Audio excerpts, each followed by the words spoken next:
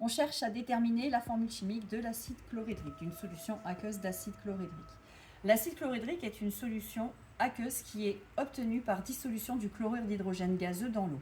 La solution d'acide chlorhydrique que je vais utiliser, c'est l'acide chlorhydrique commercial qu'on a déjà vu depuis un moment, que j'ai d'abord dilué dans le bécher, donc j'ai effectué une dilution et je vais mesurer le pH de cette solution. C'est de l'acide chlorhydrique, donc on va trouver un pH raisonnablement inférieur à 7, qui met en évidence la présence d'ion hydronium H3O+. Donc vous voyez, le pH de cette solution est proche de 1. Je l'ai dilué, mais bon, pas énormément manifestement. Ensuite, pour mettre en évidence la deuxième partie de la solution, donc les ions hydronium, je vous rappelle, sont des cations, H3O+.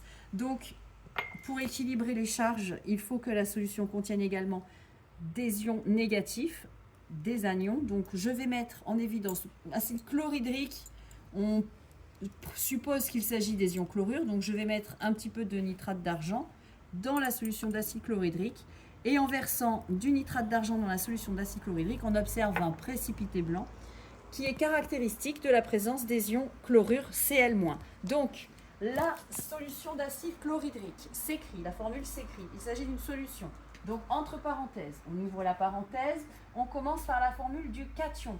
Donc, le cation, c'est l'ion hydronium, H3O+, parce qu'on a trouvé un pH inférieur à 7.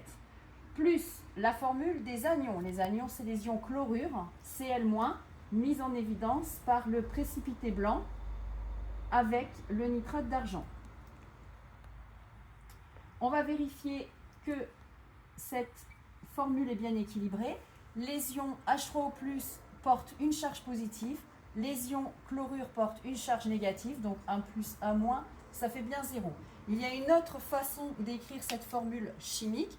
En simplifiant la formule de l'ion hydronium, on peut écrire plus simplement H+ indice aqueux pour indiquer qu'on est dans l'eau, plus Cl-, donc c'est la formule de l'acide chlorhydrique que nous retiendrons.